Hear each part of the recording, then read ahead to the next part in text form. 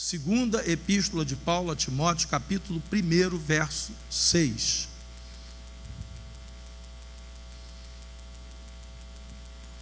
A palavra de Deus diz assim: por esta razão, pois, te admoesto que reavives o dom de Deus que há em ti pela imposição das minhas mãos.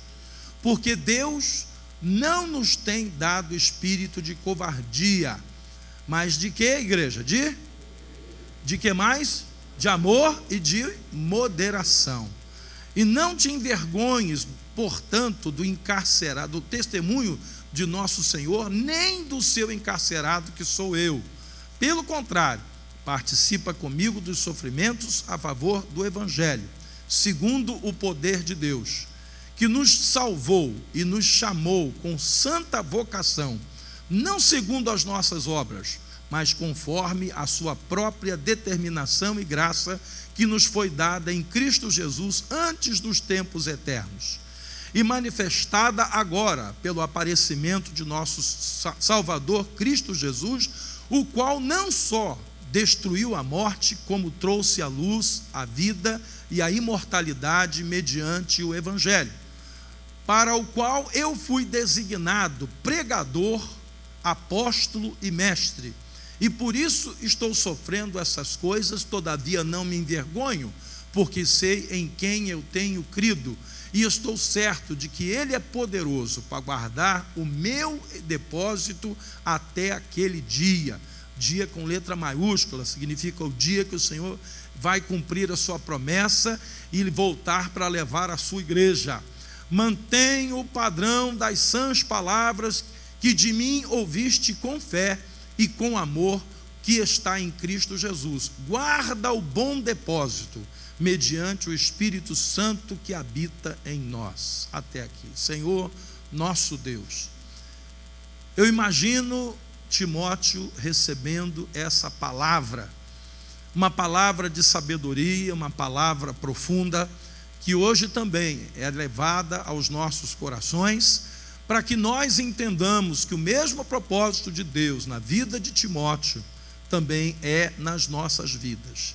Que o Teu Espírito Santo fale conosco nessa noite e prepara-nos, ó Deus, para entender a Tua palavra, não só entendê-la, mas principalmente aplicá-la nas nossas vidas. E o povo de Deus diga amém. Você pode tomar o seu lugar. Eu quero falar nessa noite, a igreja, sobre o equilíbrio entre o poder e o amor. O equilíbrio entre aquilo que você entende como o mover de Deus e aquilo que você entende como o nosso mover, pelo que temos recebido de Deus, que é o amor que Ele tem depositado em nossos corações. Esses conselhos do apóstolo Paulo, querido, eles se constituem na base para uma vida cristã perseverante e vitoriosa. Na verdade, o que Paulo estava dizendo aqui a Timóteo, o que eu queria é que você fosse um camarada equilibrado, que você fosse um homem de Deus equilibrado, uma pessoa que tanto o poder de Deus funciona na sua vida, quanto o amor também do Senhor funciona poderosamente na sua vida.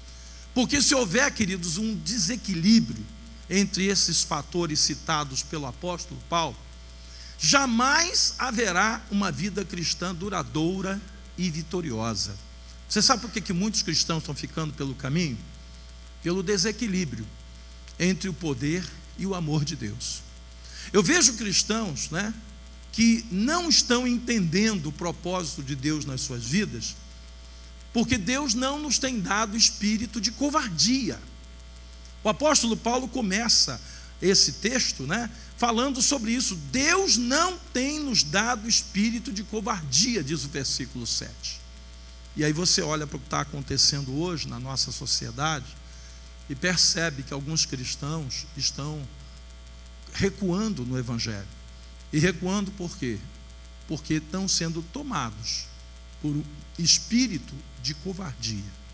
Ontem, por exemplo, eu ouvi vários comentários lá na estância, de que alguns irmãos não foram à festa porque estavam com medo.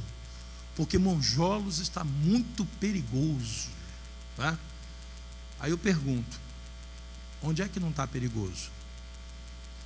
Estão assaltando em Caraí em plena luz do dia, e aí você fala de Monjolos? Irmãos, se nós aceitarmos esse espírito de medo, né, nós vamos deixar de fazer muita coisa na nossa vida e para Deus. Se você entrar nesse, né, eu até comentei com alguns irmãos que, né, comentaram isso comigo, eu disse para eles, olha, eu não sei se está esse perigo todo, eu sei que eu moro aqui. Eu sei que eu moro aqui com a minha família, que minha esposa sai de carro aqui todos os dias, eu também, meus filhos vão para a faculdade, voltam tarde, 10h30 da noite, e nós contamos com a provisão de Deus, porque o que a gente vai fazer, né? Para sair do perigo que esses irmãos estão tentando evitar, tem que ser abduzido do planeta, tem que ir para Marte, né? Porque não tem, né? Qual lugar hoje que não tem perigo? É lógico que existem alguns lugares onde há um perigo maior, né? Existem lugares onde para você entrar e sair, você tem que pedir permissão para o bandido. Tem lugares assim hoje em São Gonçalo, mas não é o caso de Monjolos, né? Lá você trafega, você vai, você vem, entendeu? Livremente. A rua principal, principalmente essa rua principal lá, é liberada, não tem ninguém botando barricada, não existe nada disso, né? Mas eu percebo que algumas pessoas estão aceitando isso como uma imposição das trevas na sua vida e estão vivendo com base nessa notícia ruim que vem chegando, né? Muitos cristãos, querido, têm se intimidado diante de um mundo maligno, diante de um mundo corrupto, a ponto de não testemunharem mais sobre Jesus na sua vida, terem vergonha de falar de Jesus, né? Por causa dos escândalos, porque fulano, porque Beltrano, porque a igreja A, porque a igreja B. Irmãos, quer saber? Eu não estou nem aí para nada disso, né? Existem alguns pastores, até colegas que a gente conversa, né? É tanto escândalo, né, que a gente fica tolhido de fazer algumas coisas na obra de Deus. Eu já vi pastor dizendo assim, olha, eu tenho às vezes constrangimento de levantar ofertas na igreja. Irmão, eu não tenho um pingo de constrangimento. Sabe por quê? Primeiro, porque eu sei em quem eu tenho crido, e segundo, porque eu conheço a minha conduta. Eu não tenho do que me envergonhar. Não tenho. As finanças da igreja não estão nas minhas mãos. Eu fiz questão de, no processo, ao longo dos anos, na nossa igreja, eu tirei as finanças da igreja da minha mão, de propósito. Hoje eu não controlo mais isso. Eu já até falei, né, com irmãos aqui. Hoje a gente está em família, só temos aqui 3 visitantes, que eu acredito que são homens e mulheres de Deus, né? Que se algum assaltante me pegar aí fora, me trouxer para a igreja e dizer assim, abre o cofre, ele vai ter que acreditar que eu não consigo, porque eu não sei mais o segredo, de tanto tempo que eu não lido com isso. A chave não fica comigo, é com outra pessoa, e não terá como abrir o cofre. Mas aí só corre risco, se eu não vai abrir o cofre, ele vai te matar. Se ele me matar, eu vou para a glória, irmão. Mas eu não tenho a chave do cofre, eu não lido com dinheiro, eu não tenho do que me envergonhar.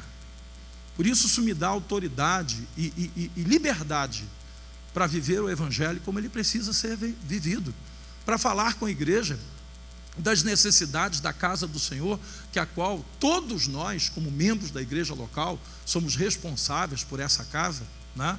E dizer para a igreja, irmãos, nós vamos fazer sim, em nome de Jesus, nós vamos terminar essa obra em cima, nós vamos avançar, nós vamos abrir outras igrejas, vamos estar em estados aí no Brasil onde não tem igreja Nova Vida, nós vamos abrir em nome de Jesus, estamos preparando a estrutura para que isso aconteça, né?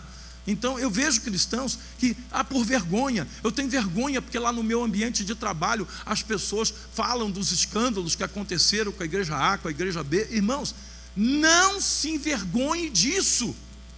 Se você tiver que sofrer como cristão, não se envergonhe disso.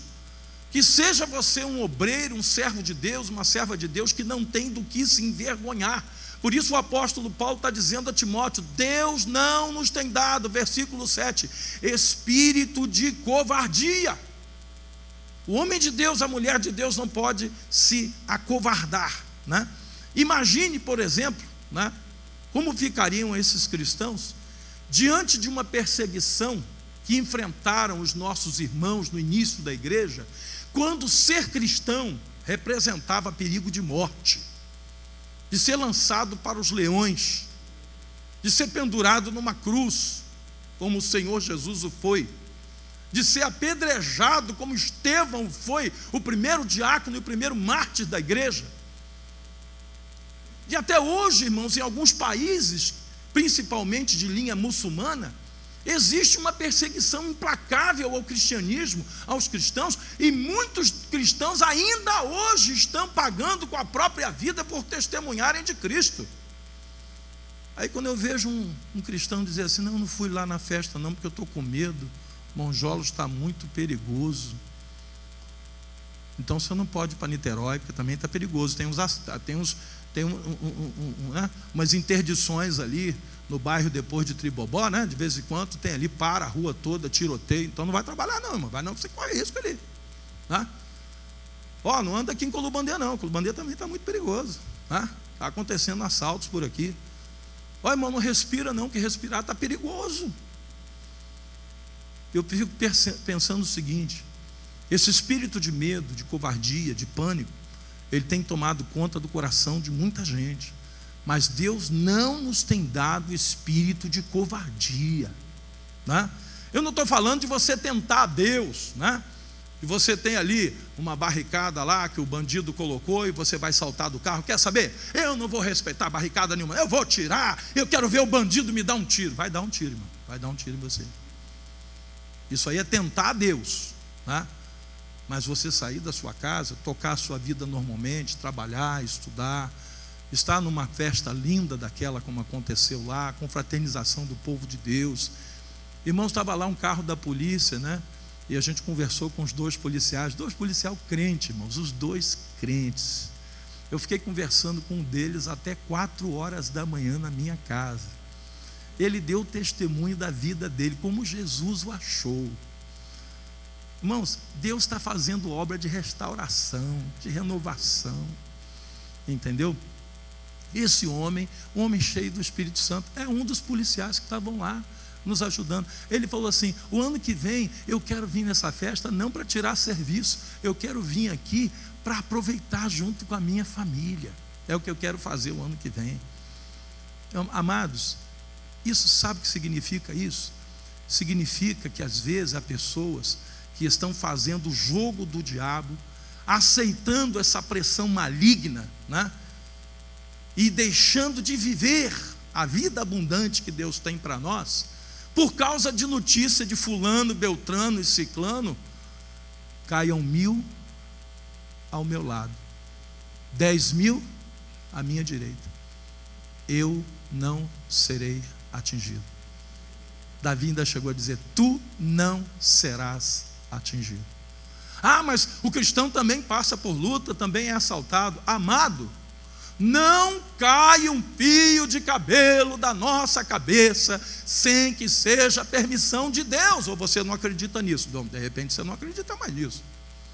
De repente você acha que você está, né, mais para a música dos Titãs, né? Epitáfio. Teve um cantor evangélico aí que cantou isso dentro da igreja, né? O acaso vai me proteger enquanto eu andar distraído. Não, quem me protege não é um acaso, irmão. Quem me protege é o Senhor. Ele é o guarda da minha direita e da minha esquerda. Mas tem cristãos hoje que estão vivendo uma vida esquecendo quem são, para onde estamos indo, de quem nós somos. Eu vejo cristãos hoje que estão apagando o brilho de Cristo na sua vida. Povo de Deus, presta atenção, versículo 6, recado de Paulo para Timóteo: por esta razão, pois te admoesto, que faça o quê?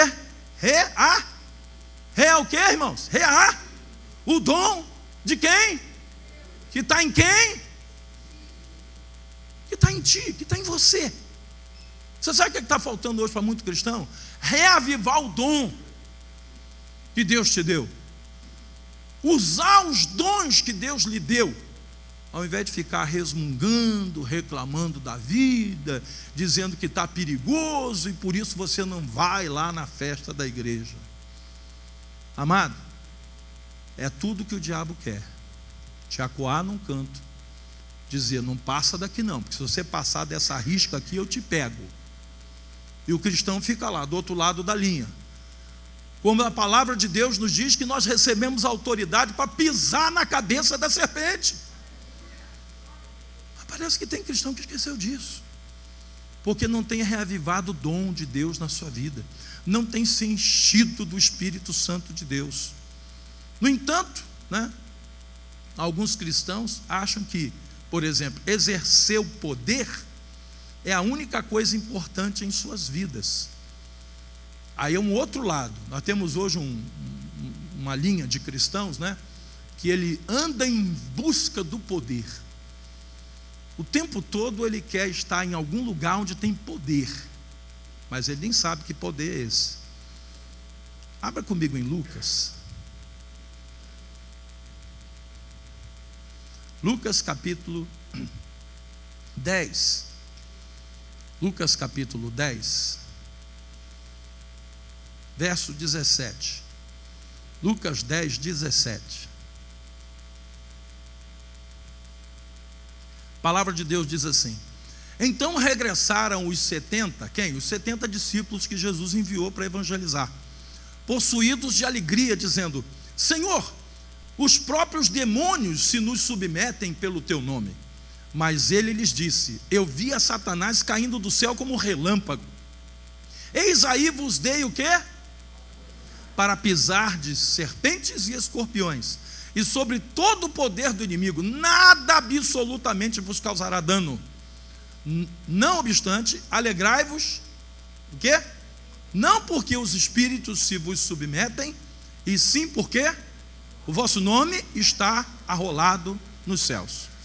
Jesus disse: olha, eu estou dando poder para vocês, estou dando autoridade para vocês, mas não fiquem muito alegrinhos com isso não, tá? Não, porque ainda eu tenho poder, o poder está comigo, está parecendo até o He-Man, eu tenho a força. Não, não é isso não. Não é isso não. Jesus deu poder à igreja, deu autoridade à igreja, ao cristão, mas não é para ele se gabar, não é para ele dizer, agora, não. A nossa alegria é porque o nosso nome está escrito e arrolado no céu. Porque Jesus sabia que esses homens se tornariam caçadores do poder, como nós temos hoje alguns crentes, que vivem em busca desse poder, esquecendo que existe uma outra parte, um outro lado da vida com Deus, que muitos cristãos não estão vivenciando. Em algumas igrejas, se não houver manifestação de demônio, o culto não foi bom. Está faltando alguma coisa, porque hoje não manifestou demônio nenhum, então é sinal que o culto hoje estava meio fraco. Irmãos, esse não é o padrão de Deus para as nossas vidas. Nós, como igreja de Nova Vida, somos uma igreja pentecostal.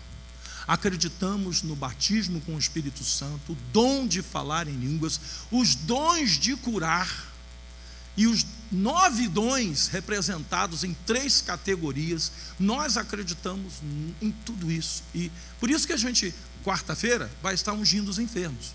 Tem muita igreja que não faz isso, porque acha que cura de enfermo foi para aquele tempo, não é mais para agora, porque agora tem médico, agora tem medicina. Tem igreja que prega essa loucura, Mas, no entanto, querido, nós não podemos nos transformar em pessoas que estão ávidas pelo poder, parecendo aquele político que fazia lá, o Chico Anísio, um dos personagens dele, que o político dizia: o meu negócio é poder, eu tenho uns crentes que o negócio dele é poder, entendeu?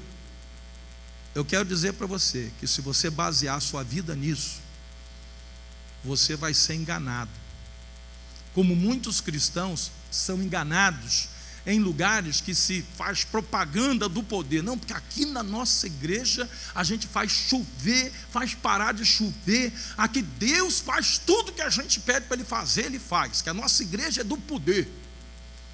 Amado, posso te dar um conselho? Quando você perceber que a coisa está caminhando para esse lado, sai fora. Sabe por quê? Porque você vai ser alvo de escândalo. Você vai passar por situações que vai dizer: mas não era do Senhor que estava fazendo? Eu não vi o doente ser curado. Você não conhece a Bíblia, não, irmão? Você não lê sua Bíblia, não? Abra comigo aí em 2 Tessalonicenses 2. O problema é que crente que busca poder não lê Bíblia. Crente que vive atrás de poder, ele não lê Bíblia. Ele está tão assegueirado no poder que ele não lê a palavra de Deus. 2 Tessalonicenses. De vez em quando acontecem uns negócios estranhos no meio do evangelho aí, e alguém fica espantado: meu Deus! Eu falo: não estou nem um pouquinho espantado, porque isso aí era uma tragédia anunciada. Eu sabia que ia acontecer. Qualquer um que tem um pouquinho de discernimento percebe. 2 Tessalonicenses capítulo 2, versículo 9. Olha o que diz aí: ora, o aparecimento do iníquo, de Satanás, das forças malignas, é segundo a eficácia de Satanás. Com todo o quê? Satanás vai aparecer como? Com? E o que mais? Sinais. Prodígios da? Então quem anda buscando essas coisas, irmão, vai ser o primeiro a ser enganado. Quem anda buscando essas coisas, quem anda procurando, não, se eu não ver poder, se eu não ver um negócio extraordinário acontecendo, se eu não sentir um arrepio, um calafrio na espinha, então, é sinal que Deus não está. Não, sai fora disso, a menos que você queira ser enganado e queira ser ludibriado e sentir o que Deus não está fazendo. E diz aí: com todo o engano de injustiça aos que perecem. Essas pessoas que são enganadas porque estão buscando poder, o negócio é poder, eu quero é poder, porque o poder, irmãos, crer no poder e usufruir do poder de Deus é uma coisa, e ficar em busca do poder é outra coisa, né? Diz aí: é com todo o engano de injustiça aos que perecem. Essas pessoas vão perecer, porque não acolheram o que? O amor à verdade, aquilo que eu falei, não lê Bíblia, né? Para serem o que? Salvos. O importante, irmão, é a nossa salvação.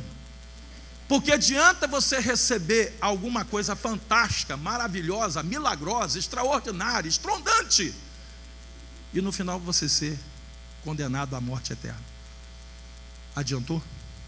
Não adiantou. Agora diz aí: é por este motivo, pois, que Deus o quê? Lhes manda o quê? Epa, peraí, vamos dar uma parada aqui. Deus é que manda? Sim, irmão. Deus tem a palavra dele. Ele nos deu a palavra, para que a gente ande na palavra, conheça a palavra, viva pela palavra, respire a palavra, sonhe com a palavra, almeje a palavra. E a pessoa esquece tudo isso, e o negócio dele é poder, palavra não interessa, eu quero é poder. Então sabe o que Deus faz? Deus manda a operação do erro. Para quê? Para enganar essa pessoa aí, para ele ficar confundido, porque não acolheram o amor da verdade para serem salvos. E é por esse motivo que Deus lhes manda a operação do erro, para darem crédito à mentira, a fim de serem julgados todos quantos não deram crédito à verdade, antes, pelo contrário, deleitaram-se com a injustiça. Tem gente, irmão, que se tiver estardalhaço, gente caindo no chão, né, e sentindo coisas e dando gritos horripilantes, a pessoa gosta disso, né? Mas quando a palavra de Deus é pregada com singeleza, com pureza, com cristalinidade, não, isso eu não quero. Meu negócio é poder. Sabe o que Deus vai fazer? A operação do erro. Você quer? Então você vai ter. E você vai ser enganado por mentiras e sinais e prodígios da mentira, para que pessoas assim deem crédito a essa mentira. É o que está escrito aqui no texto. Por isso o apóstolo Paulo, ao escrever ao Timóteo, ele disse assim: Timóteo, você não seja covarde, mas que Deus te dê espírito de poder, de amor e de moderação. O que é a moderação? É o equilíbrio entre o poder e o amor. Você sabia que os fariseus, os escribas, os saduceus, eles eram homens de muito poder, mas eles não tinham um pingo de amor. Se dependesse de matar alguém, aquilo que fizeram com aquela mulher, pegaram a mulher em flagrante adultério, trouxeram a presença de Jesus, diz: olha, a lei diz, a gente não está errado, porque a lei diz que quem for pego em flagrante adultério tem que ser apedrejado. Essa mulher foi, e aí, o que a gente faz com ela? Botaram Jesus numa sinuca de bico. Se manda apedrejar, cumpre a lei, mas aí o amor, e o amor? Se manda não apedrejar, o amor, mas e a lei? Como é que fica? Jesus, escrevendo na terra estava, escrevendo na terra ficou. E ele disse: tudo bem, nada contra. Aquele que não tiver pecado, pode atirar a primeira pedra. Cada um deles olhou para dentro de si e pensou: eu sou pecador, eu não tenho autoridade para matar uma pessoa. Eles foram deixando as pedras e saindo. Amados, a gente tem esses dois extremos: o extremo do legalismo e do poder, e o extremo do amor, do vale tudo, do pode tudo, do fica à vontade. Jesus é amor e nada vai te acontecer. A gente tem por lado, nesse lado, cristãos que, em nome do amor, se tornam coniventes e participantes com todo tipo de pecado. Hoje estão nascendo algumas igrejas assim, coniventes e participantes com todo tipo do pecado, porque afinal de contas é amor. Está no caminho errado, está cometendo pecado, está em adultério, está em fornicação, mas nós temos que amar. Pode continuar, porque Jesus é amor. Está enganando, está roubando, está ludibriando, está desviando, está se corrompendo, mas Jesus é amor. Ele não vai olhar para esse lado. Para estes cristãos, querido, em nome do amor, tudo é válido e tudo é permitido. Agora as coisas estão ficando muito modernas na igreja, Igrejas históricas estão admitindo o casamento do ministro pela segunda, terceira, quarta vez. Igrejas históricas na Europa permitiram a ordenação ao ministério de homossexuais, e não só a ordenação de homossexuais, mas o casamento entre eles. Igrejas históricas na Europa fizeram isso. O que é isso, irmãos? É o outro lado. De um lado, um busca poder e quer sinais. De um outro lado, o outro que só fala do amor, mas um amor que não tem responsabilidade. Um amor que não tem compromisso com a palavra de Deus. Não tem compromisso. Não, em nome do amor vale tudo, pode tudo, porque afinal de contas é amor. Mas o mesmo Jesus que salvou aquela mulher da morte, porque conhecia-lhe o coração, é o mesmo Jesus que entra no templo com um chicote nas mãos e sai distribuindo chicotada para todo lado, virando a mesa dos cambistas, e disse: o zelo pela tua casa me consumirá. Por isso Paulo disse: Deus não nos tem dado espírito de covardia, mas de poder, de amor e de moderação. Porque se a gente tem poder, mas não tem moderação, a gente só tem poder. Se a gente tem amor, mas não tem moderação, a gente é só amor. Você sabe aquele pai e a mãe que nunca disciplina o filho? Aqueles pais que se dizem cristãos, mas criam filhos longe da disciplina do Senhor, porque dizem: eu amo os meus filhos e eu não quero chocá-los, eu não quero traumatizá-los com a palavra de Deus. Aqueles cristãos que nunca se posicionam do lado da palavra de Deus, às vezes estão lá num programa de televisão ou da internet fazendo, eu vejo líderes, irmãos, fazendo esses programas, e o cara se coloca em cima do muro e fica ali. Não, eu não sou contra nem a favor, muito pelo contrário. Quando na verdade ele devia dizer: a palavra de Deus diz que isso não pode ser assim. Eu amo as pessoas, mas como cristão, eu repudio o pecado. Eu tenho um posicionamento. Eu tenho um posicionamento. É preciso se posicionar. Eu vejo cristãos hoje que eles querem ser politicamente corretos. Mas a palavra de Deus diz que quem ama a Deus vai ser odiado pelo mundo.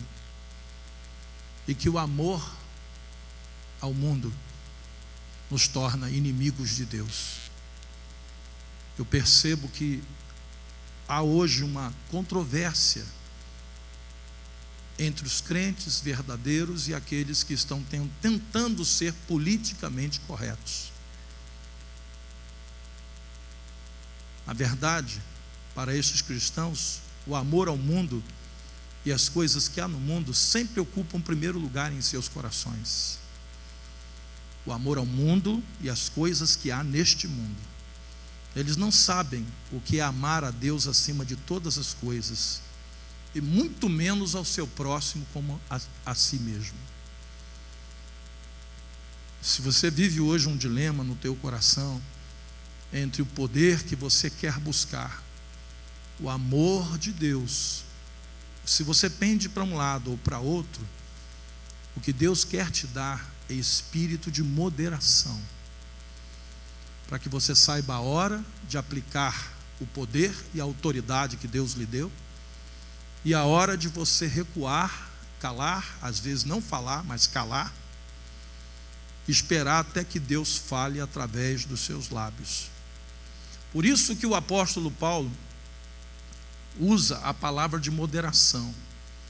Deus não nos tem dado espírito de covardia, mas de poder, de amor e de moderação. O verdadeiro cristão, querido, é uma pessoa dirigida pelo Espírito de Deus. É uma pessoa que no momento certo, na hora certa, ele sabe se posicionar. Ele não é um Maria vai com as outras, nem é alguém que vive buscando o poder como se o poder fosse tudo. Ele sabe a hora certa de falar, mas também sabe a hora certa de calar. Sabe agir com ternura, mas também sabe agir com firmeza quando necessário é. O que tem faltado hoje em muitos cristãos é essa firmeza. Firmeza de caráter, firmeza de propósito, firmeza de fé. Não abrindo mão da palavra de Deus em coisa alguma, mas também não se tornando um adorador da letra da palavra. Porque eu também conheço alguns crentes que se enveredaram pela letra da palavra, se tornaram profundos estudiosos da Bíblia, mas só para se gabar, porque sabem os originais, conhecem a profundidade da palavra de Deus, mas quando você olha para as suas obras, elas não retratam o que a palavra de Deus diz. É apenas uma casca por fora, de liturgia, de conhecimento bíblico, de versículos e textos decorados, que simplesmente não funcionam na vida dessa pessoa. Eu quero nessa noite orar para que você seja cheio, nós sejamos cheios do Espírito Santo de Deus, porque só cheios do Espírito nós vamos poder aprender a conjugar o poder com o amor, através de um espírito de moderação. Saber a hora certa de disciplinar é a hora certa de abraçar. Saber a hora certa de ser duro, mas também a hora de ser quebrantado. Não se tornar uma pessoa intransigente, que não sabe a diferença entre o fazer e o ser. A diferença entre o posicionamento e às vezes você saber recuar com a direção de Deus na sua vida. Eu quero orar por aqueles, que têm se deixado levar por um amor que não tem disciplina. Talvez você diga assim: eu estou passando por esse problema, bispo, porque lá em casa, em nome do amor, eu estou perdendo a rédea dos meus filhos. O marido que em nome do amor, ele abre mão de controlar, de dirigir a sua casa. Ou aqueles que nessa noite estão tomando uma decisão de dizer: Jesus, a partir de hoje eu quero ser como o apóstolo Paulo. O apóstolo Paulo decidiu nada saber. Eu não quero mais. Irmãos, sabe por que ele tomou essa decisão? O apóstolo Paulo era um profundo conhecedor do Antigo Testamento, da lei e dos profetas.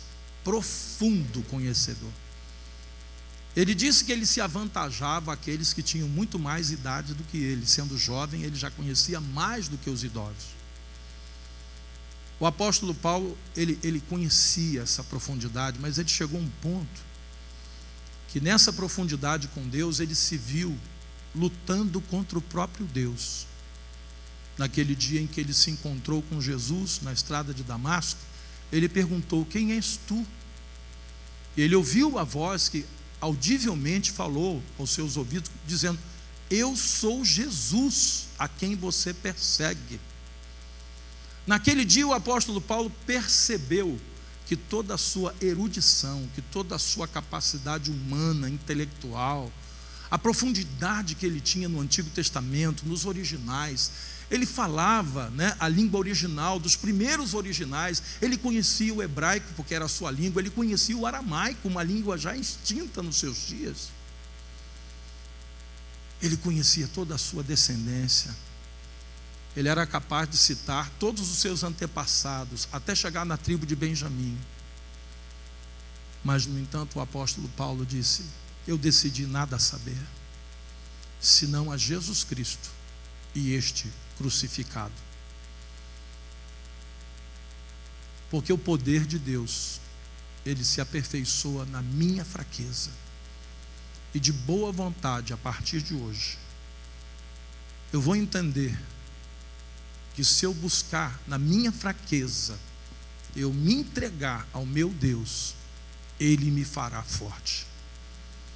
Eu vou entender que se eu não me encher de mim mesmo, mas eu me encher do Espírito da graça e da misericórdia, eu serei um homem capaz de vencer as dificuldades da minha vida. Mas ele não era assim, irmãos. O apóstolo Paulo era aquele cara que: deixa comigo que eu resolvo. Deixa comigo que eu resolvo. Ele agora não. Agora ele se coloca diante do Senhor e diz: Timóteo, eu vou te dar um conselho. Que você aprenda aquilo que com duras penas eu aprendi. Deus não nos quer covardes. Deus tem nos dado espírito de poder, mas também, Timóteo, de moderação, através do amor de Deus nas nossas vidas. Quando Paulo disse isso a Timóteo, ele estava falando da sua própria experiência, do que ele viveu. Ele aprendeu isso. E eu estou compartilhando isso com você nessa noite. Eu não sei se o teu caso é porque você valoriza demais o poder e acaba atropelando as pessoas, ou se você valoriza demais o amor e deixa estar para ver como é que fica. Deus não quer que você faça uma coisa e nem outra, mas que você seja cheio do Espírito, um Espírito que vai te dar moderação.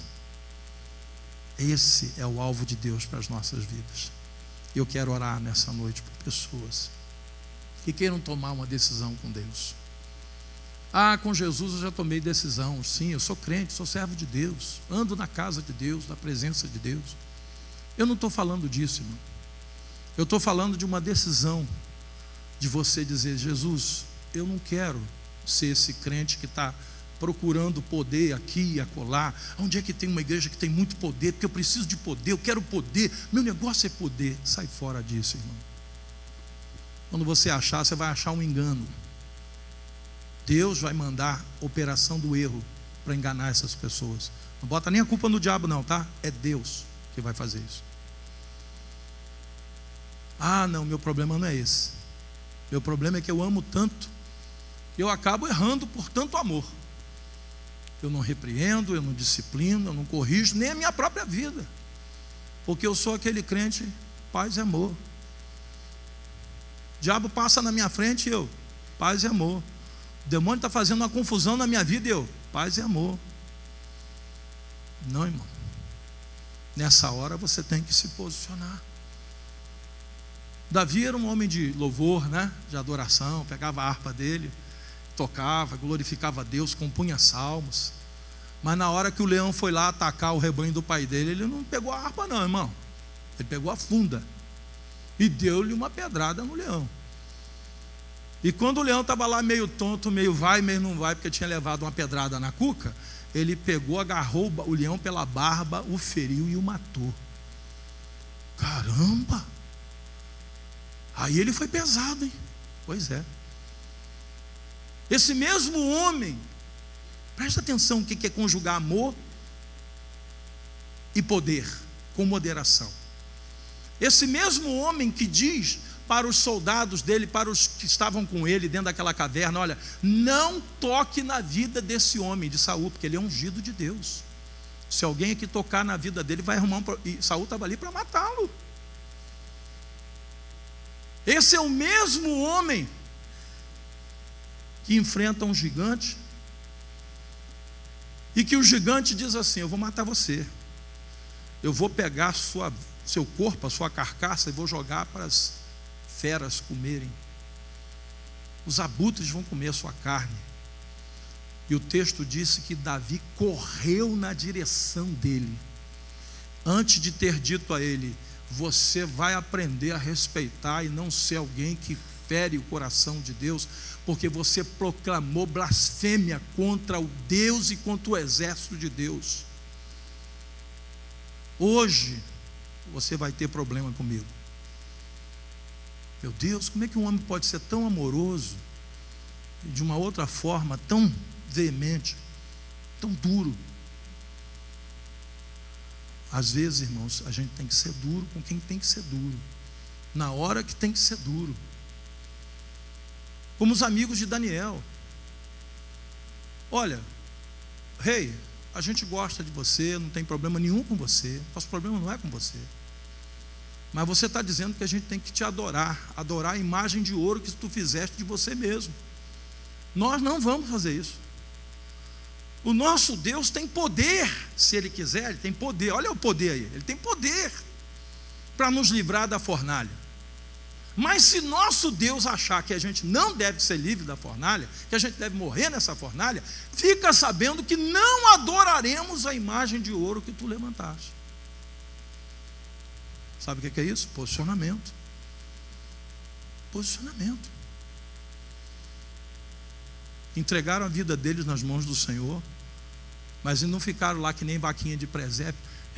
Vamos lá, todo mundo está adorando o rei, o que custa? Dá uma adorada, dá uma curvadazinha e tal, depois a gente continua servindo ao Senhor. Alguns crentes estão fazendo isso hoje.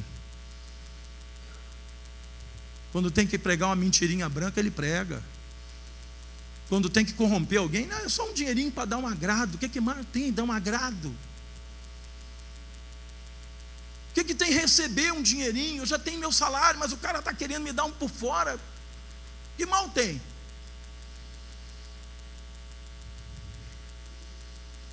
Esse é o momento que você devia ser mais enfático e buscar o poder nesse momento.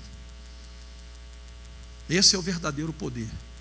O poder de dizer: não, eu não vou fazer isso.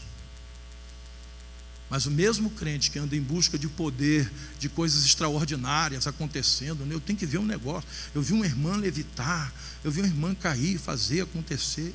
Não, isso aí não é poder, irmão. Isso não é poder. Isso não é poder. Muitas vezes é espírito enganador. É pantomima de demônios. Sabe o que é poder? É Satanás botar uma bandeja diante de você e você dizer: não, não quero. Isso é poder. Sabe o que é poder? É você ser cheio do Espírito Santo. Isso é poder. É o inimigo dizer assim: agora, você vai mentir para salvar a tua pele? Você dizer: não, vou falar a verdade. Doa quem doer. Uma das coisas que me atraiu no nosso atual presidente e que me fez pela primeira vez falar de um homem candidato a político, foi a primeira vez, ele disse assim: diziam para ele, ó, se você não mentir, você não se elege, porque todo político só se elege se mentir. Ele disse: então não me elegerei, porque eu não vou mentir. Mas os marqueteiros diziam para ele: não, mas o senhor não precisa falar toda a verdade, o senhor está muito duro, assim as pessoas não vão te aceitar, o senhor está falando assim muito na lata. Pois é, mas eu sou assim, franco, na lata. Ninguém vai dizer que eu falei o que eu não falei, porque eu não falei. Mas o senhor não vai fazer acordo? Não, não tem acordo. Não tem acordo. Com a mentira não tem acordo. E conhecereis a verdade, e a verdade vos libertará. Nunca vi isso na história da minha vida, irmão. Eu estou com 56 anos. Nunca vi. Ele é a antítese do político. Porque o político, todo mundo sabe que o tradicional mente. Mas como seria bom se os crentes fossem assim? A palavra do crente deve ser o quê? Sim, sim. E o que passar disso? Procedência maligna. Eu quero orar nessa noite por você, juntamente com você, porque eu quero participar dessa oração, para que Deus te dê um espírito de poder, de amor e de moderação. Saber e ter autoridade para exercer a autoridade de Deus na sua vida, na sua casa, nos seus negócios, na sua família, em tudo que você é, para que você não tenha do que se envergonhar, para que você seja um obreiro que maneja bem a palavra da justiça. Alguém que diz: Senhor, se a tua palavra diz, eu creio, e se eu creio, eu faço disso o meu estilo de vida. As minhas decisões serão baseadas na palavra que eu creio. Se você quer isso nessa noite, talvez você esteja vivendo um dilema, uma decisão que você tem que tomar, e nessa noite a palavra de Deus te trouxe a solução. O que você deve fazer? Não tenha medo e não se envergonhe, porque o Deus que te chamou, Ele vai te dar a vitória, em nome de Jesus. Talvez no início vai ficar feia a coisa para o teu lado, tá? Daniel foi parar na cova dos leões, os 3 amigos dele na fornalha. Davi foi perseguido, quase morto várias vezes por Saul. Abraão teve que sair da casa, do conforto, e foi habitar numa terra que ele não sabia nem onde era. Deus não disse nem o endereço para ele. Mas, no entanto, todos esses homens saíram vitoriosos nessas batalhas, nessas jornadas. Como vitorioso, Deus quer que você seja também. Amém?